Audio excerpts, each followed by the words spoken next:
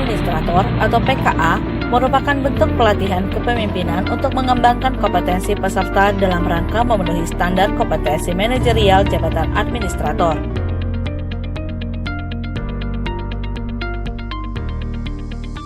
Saya Agung Pramono, Kepala Kantor Imigrasi Kelas 2 Non TPI Tobelo. Saya Agustina Daya Leluni, Kepala Bidang Hukum pada Kantor Wilayah Kementerian Hukum dan HAM Kalimantan Tengah. Ahmad Zainal Fikri, Kepala Lembaga Pembinaan Khusus Anak Kelas 2 Lombok Tengah. Saya Ali Imran, Kepala Lembaga Pemasyarakatan Kelas 2B Ketapang. Saya Amiko Balalembang, Kepala Lembaga Pemasyarakatan Kelas 2B Banjarbaru, Kalimantan Selatan. Saya Ana Ernita, Kepala Bagian Akuntansi dan Pelaporan Biro Keuangan Sekretariat Jenderal. Saya Bapak Ibenunglo, Kepala Rumah Detensi Imigrasi Denpasar, Bali. Saya Batara Utaswek, Kepala Lembaga Pembinaan Khusus Anak Kelas 1 Medan. Saya Darori, Kepala Kantor Imigrasi Kelas 2 TPI Langsam. Saya Dian Satria, Kepala Bidang HAM Kantor Wilayah Kementerian Hukum dan HAM Riau.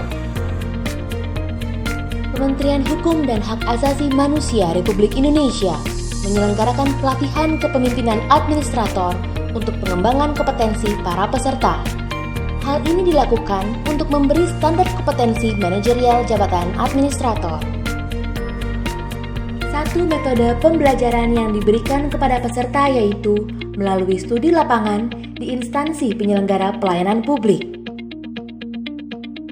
Metode ini dilakukan untuk melihat keunggulan instansi yang dituju sehingga para peserta dapat mengambil lesson learned dari best practice yang ada. Peserta diharapkan mampu mengadopsi serta mengadaptasi lesson learned tersebut untuk ide aksi perubahan bagi Kementerian Hukum dan Hak Asasi Manusia.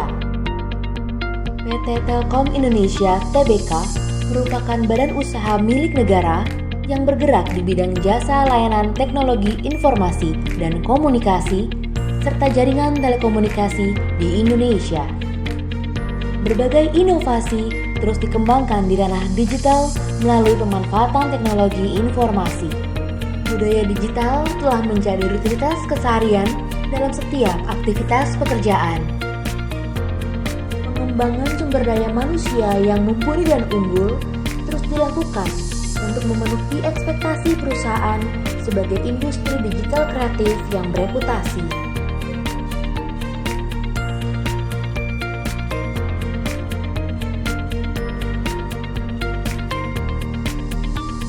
Transformasi tersebut membuat organisasi Telkom Group menjadi lebih ramping dan lincah dalam beradaptasi dengan perubahan industri telekomunikasi yang berlangsung sangat cepat pada saat ini.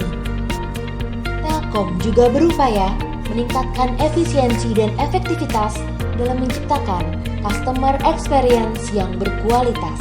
Kegiatan usaha Telkom Group bertumbuh dan berubah seiring dengan perkembangan teknologi informasi dan digitalisasi. Namun masih dalam koridor industri telekomunikasi dan informasi. Hal ini terlihat dari bisnis yang terus berkembang, melengkapi legasi yang sudah ada sebelumnya.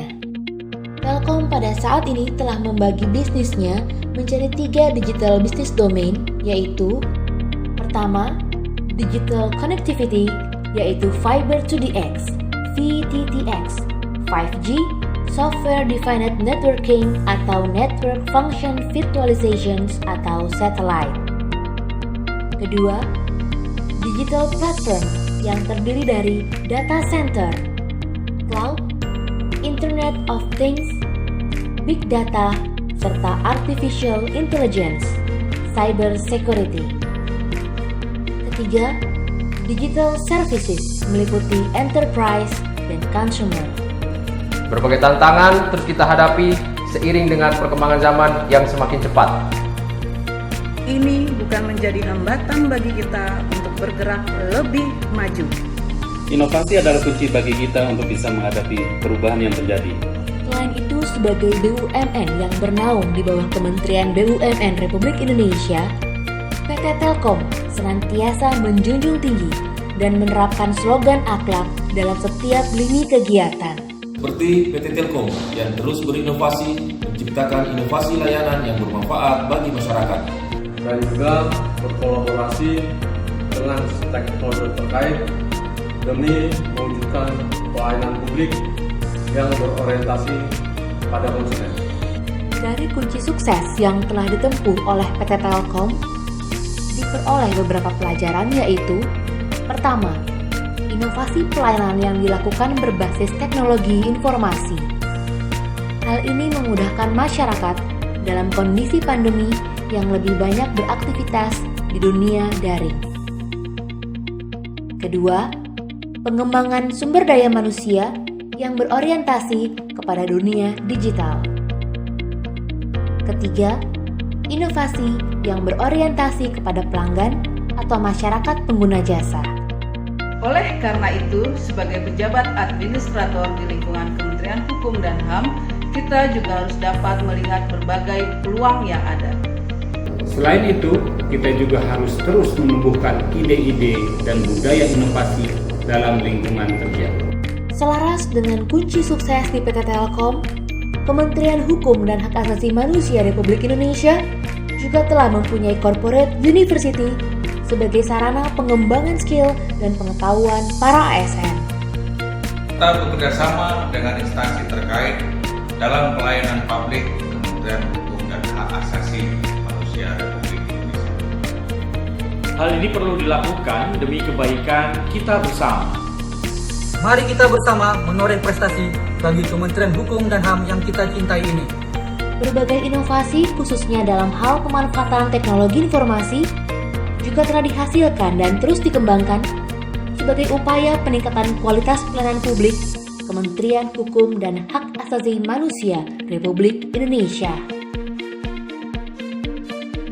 Lesson learned yang dapat diambil dari studi lapangan pada PT Telkom yaitu inovasi yang dikembangkan oleh para ASN harus berorientasi kepada kebutuhan masyarakat sebagai pengakses pelayanan publik. Iklim pengembangan digital dan kreatif senantiasa menjadi sarana peningkatan kualitas serta kuantitas bagi pembangunan inovasi pelayanan publik Kementerian Hukum dan Hak Asasi Manusia Republik Indonesia. Kelompok 1. Inovasi bisa.